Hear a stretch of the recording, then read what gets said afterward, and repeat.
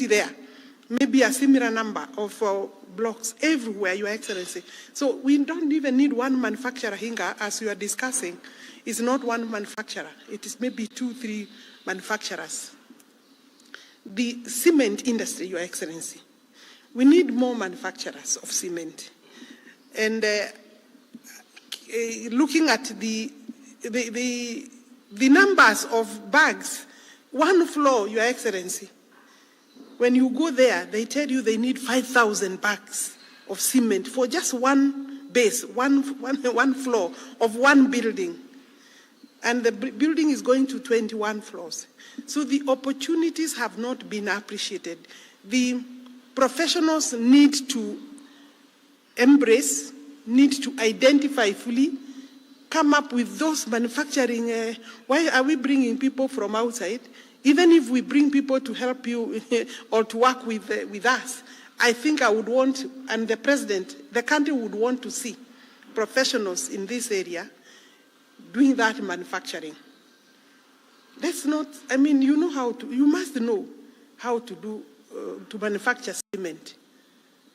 I think what is important is now then where do we get the funding, the investment? Your Excellency, this is your day, I don't want to speak much.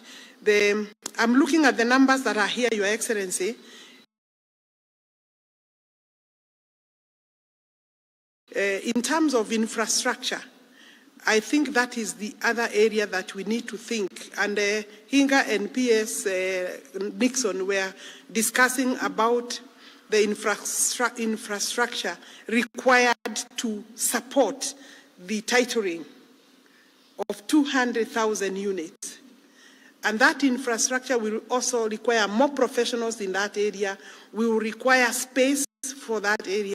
And then the other day I was challenging also the lawyers, Your Excellency. These people are not understanding. I see my law society, my society also fighting the program. Your Excellency, we are creating 200,000 conveyancing documents. Each of those conveyancing documents will have and bear a stamp of an advocate. Majority of those people will look for loans. So it means there will be also a mortgage somewhere. That is a job done by lawyers, both internal lawyers for maybe banks and external lawyers. In other words, the jobs are not just for the interns. The whole value chain can be appreciated. The professionals need to be, we are the object of, I don't want to use a strong word, but we are the objects of this objection by particular people. Maybe His Excellency himself, PS Hinga, and the CS. But you are not objects of this. You are the people who should move this now to the space of the public so that the program is spread far and wide. And therefore, I don't want to go beyond that, but I'm extremely excited to announce, Your Excellency, that this program we have already secured. Treasury has already approved this program. So even as you announce these jobs, Your Excellency, Treasury has secured 1.5 billion for this internship. And obviously, I think we have time there then to think and see where these interns go after the 12 months. We don't want to leave them outside, to leave them after that. The other thing is that obviously everybody knows about the Juakari. I think the professionals should be loud and clear on how much also has been secured for the professionals, especially the consultancies, Your Excellency. And because it's not the Juakari alone that are benefiting. And finally, Your Excellency, we would want to see the country, other countries are not talking about 200,000. Of course, in Africa, Your Excellency, I can confirm as your CS, in Africa, maybe South Africa may be a little ahead of us, but I think we have overtaken them, Your Excellency. We will be leading in Africa in terms of the number of units that we channel out. So go, and do not listen to the obstructions and negative remarks from people who want to fight with a program that has taken off, and there is no way this program, Your Excellency, in this country, that it will fail. Where we are, Your Excellency, this is a baby who is running. It's not a baby who is crawling. This is a baby on the track running, and we must reach the end goal. We must touch the end of the rope, or the rope where we are headed, and that is by ensuring that we have 200,000 units per year, a minimum of 200,000 units. The investment in this industry, then, Your Excellency, means that we would have much more. We could even double or triple, and I believe that in the next maybe 1 year, Your Excellency, your energy and our energy should be now driven towards ensuring that investors now come on board. We are able to offtake because of the fund. We are able to give guarantees so that we can actually leave the construction to these people here and the people who, so that we can just continue with the policy ourselves and leave now the program to investors. With those remarks, join me to bring our president to launch the internship program under the Housing and Urban Development. Thank you very much. Thank you. Please, let's take our seats. Good morning, everybody. Karibuni sana.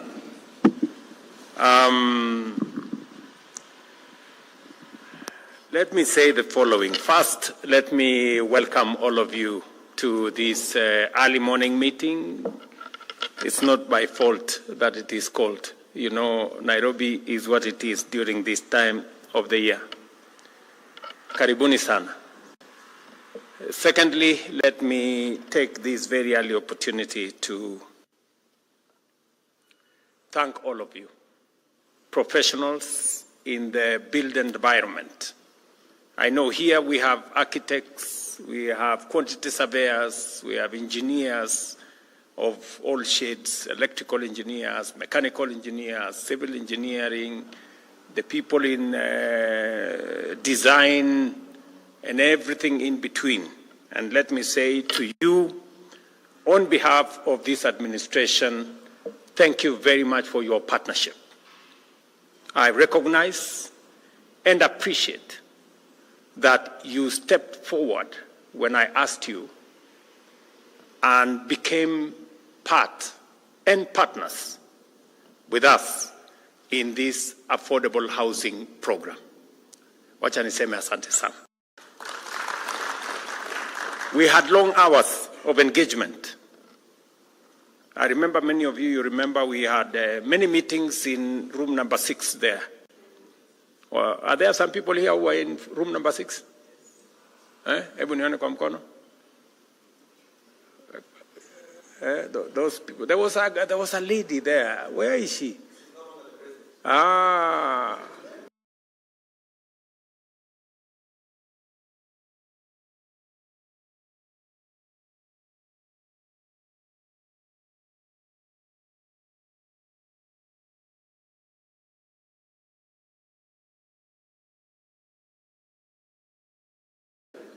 Who took over from her? Oh, you did? Yes. So we had many hours of conversation on how to deliver on this very important program of housing. And I must say on my own behalf first, and on behalf of this administration, that the built environment professionals, the architects, engineers, and the consulting firms in general came through and became partners. And today, whatever success is there in the housing program, we share with the consulting firms, with the professionals in that space, and I recognize your contribution and say thank you very much. As has been said here by the good people who spoke ahead of me, we have now 39 consulting firms participating. 39 consortiums with almost 200 companies participating in the affordable housing space. I will want to have another meeting with all these 200 companies. I want to listen to them, what they have to say. Because the truth of the matter is that many of your companies were struggling before the affordable housing program. That is the truth. Okay, you were managing. Yeah, you were managing. Let me not use the word struggling, maybe. Yeah, many of you were managing. But today, your scale has grown. Today, you have regular, consistent, work across different parts of the country. And that's why I say you are partners and you share in the success of the affordable housing program. I wanted to say this directly to you so that you know that I appreciate your partnership, your contribution, and the expertise that you have brought into this space with a lot of commitment. If I was asked among patriotic Kenyans that have made a contribution to the development of our nation, I will recommend the professionals in the built environment. If there are patriotic Kenyans who have gone beyond the call of duty,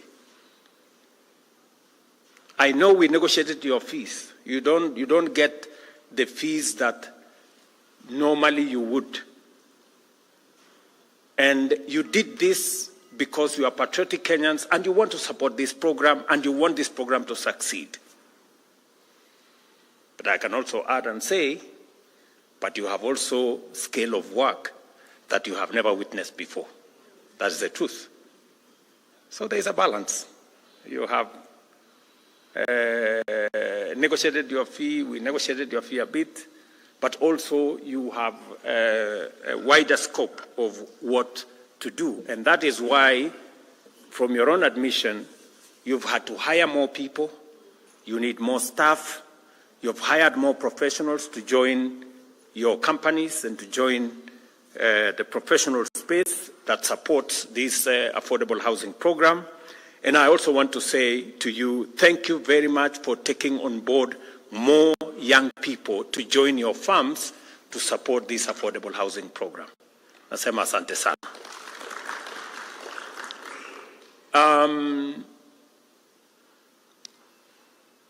Transformation is not an easy exercise.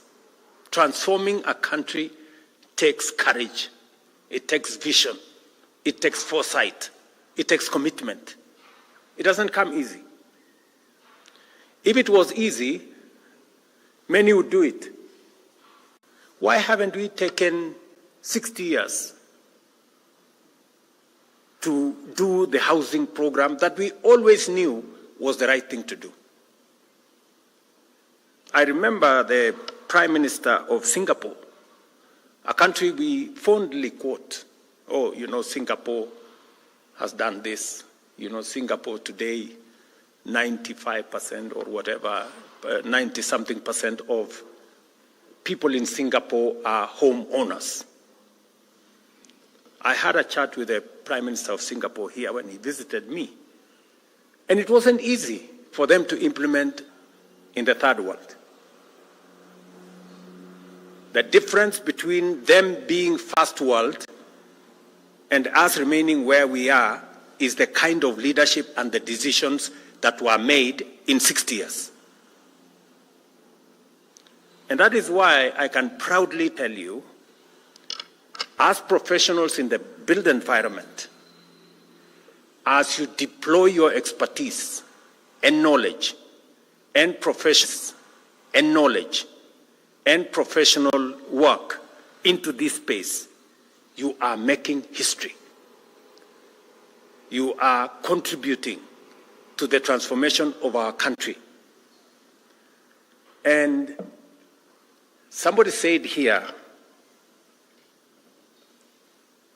so much gets done if people are not bothered about who takes the credit. It depends on who takes the blame. In this particular case, you know who takes the blame, and I think that is precisely why Hinga was saying that in this space we need to speak as Kenyans. We must reject this negativity. Our country is a great country, my friends. Let nobody lie to you. You know, when you hear people speak, it is as if Kenya is the worst country in the world. Far from it, I can tell you. We are a great country. Not many countries can achieve what we have achieved. Not many countries can achieve what we have achieved in housing in 1.5 years. Yes, we are a great country. And we must reject those who want to tell us otherwise. That, oh, you know, Kenya is a failed state. Which failed state? Where? Do you know what a failed state looks like? So, let me tell you that my commitment to the transformation of this country is not reversible. Nothing is going to stop me from driving the transformation that is going to change Kenya and take us where we have always wanted to go. From stabilizing the economy, and I want to assure you that we are working meticulously to make sure that our economy is sound. I am very clear in my mind what we need to do on making sure that we have a sound economic platform to work on to drive our transformation. You know, many people want simplicity, you know. They do not, they even don't believe in numbers. But friends, numbers are very stubborn. Truth is very stubborn. You can say all the lies you want, but the truth will not change. Our inflation was at 9.6 in 2022. Today is 3.8. Fact. Our dollar had gone to 165. Today it is 130 and coming down. Fact. Our foreign exchange reserves was $7 billion in 2022. Today it is $10.8 billion. Fact. You can say whatever you want to say, but facts are stubborn. The IMF a month ago said Kenya's economy is now the 6th largest economy in the world, not in Africa, sorry, the 6th largest economy in Africa. It is a fact. It's not a rumor. It's not propaganda. It is a fact.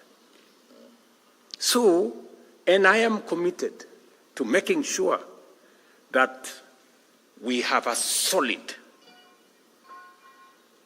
I have had to make very difficult decisions to get us here. And I have no regret whatsoever that today I can confidently tell the country that our economy is on sound footing and we are going to improve on it. We've not yet reached where I would want us and our economy to be. We're making the right steps. We are making interventions.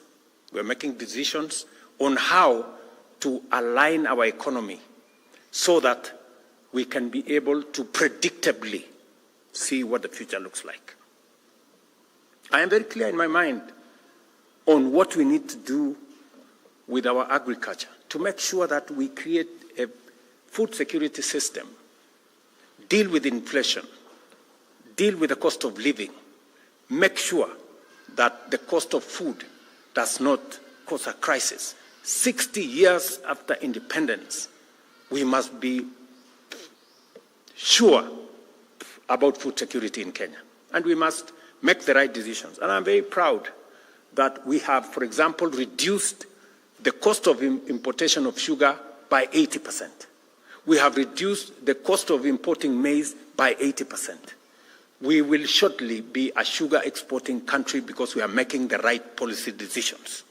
We have increased our production of milk. We have increased our production of tea. We have increased our production of coffee, and we are driving productivity in the agricultural space so that we have food security and so that we can export more and create more foreign exchange. These are things that keep me awake because it is one assignment that I have undertaken that I must do for this country.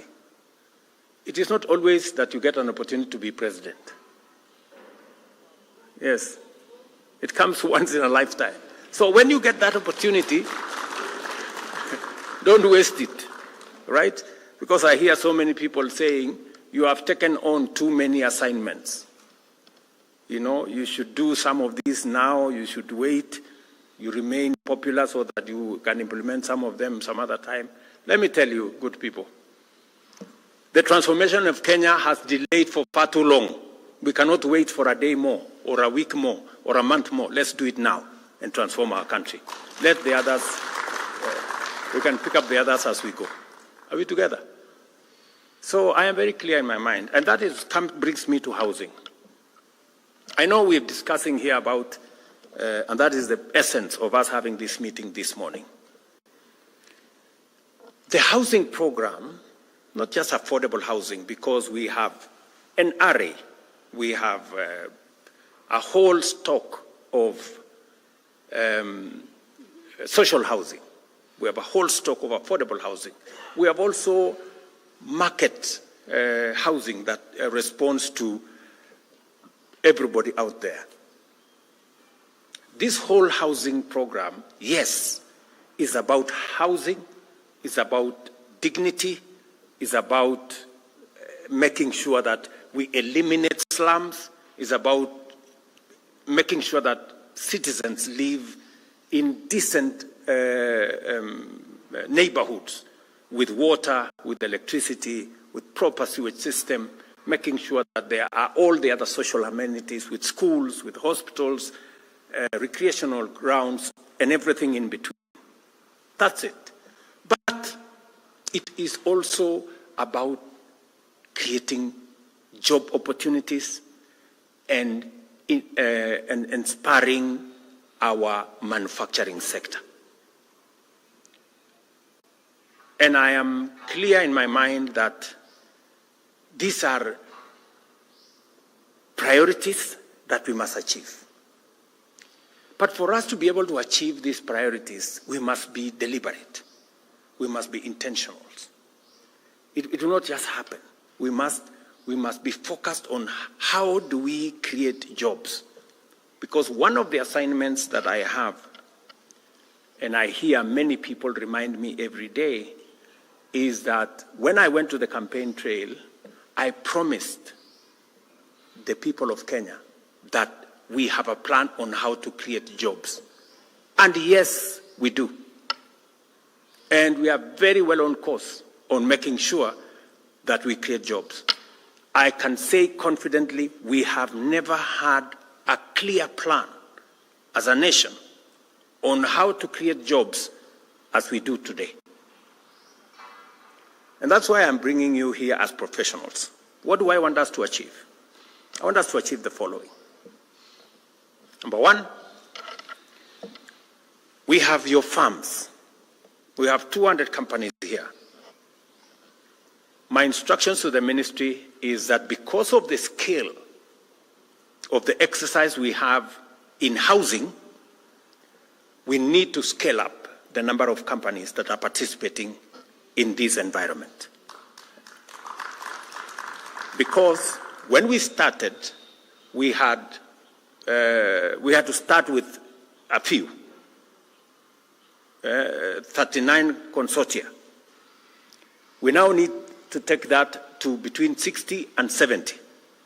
So we will be bringing on board more companies, more professional companies, engineering firms, architects, we will be bringing design companies, and all the other real estate professionals, and we'll be bringing them on board. And Madam Waziri here and the ministry will now embark on the exercise of bringing on board more, because we've had many people who are saying, we want to participate. We now understand what is going on in this space. We want to be part of the delivery of our housing program, because people are beginning to see what the noise prevent them from seeing before. So that is number one. And I want to ask the chairman who are here, both from the Institution of Architects and Engineers. Is it Architects and Quantity Surveyors? Yes, together with the other professional bodies, to work with us so that we can bring on board more firms, because the scale of work that we have today has overstretched many of the companies that are working with us. That's number one. Number two, we want to bring on board another 4,000 professionals into this space.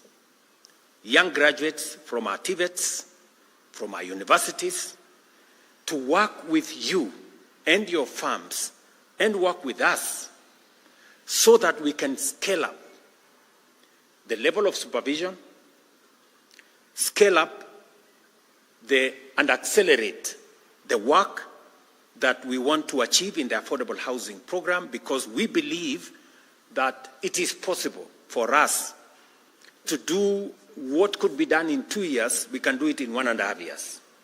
And what could be done in 1.5 years, we can reduce it to 1 year, so that we can accelerate the delivery of the affordable housing program, of our markets, of our hostel program, and all the other programs that are in this space. That's number two. So we are bringing on board and hiring another 4,000 graduates, fresh graduates from our universities and TVET, to work with us under your firms, so that you can supervise them, you can, and we are going to work out a framework where you take responsibility for what they do, and also make sure that they acquire the skills in the marketplace with your supervision, with your support, so that they can acquire the knowledge that is necessary, the competencies that are necessary, the skills that will make them professionals in their space as we create more companies, because I am very sure that your companies will be scaling up. These are the people who you will recruit into your firms. These are the people who will create new firms to work with us in this built environment space. Number three,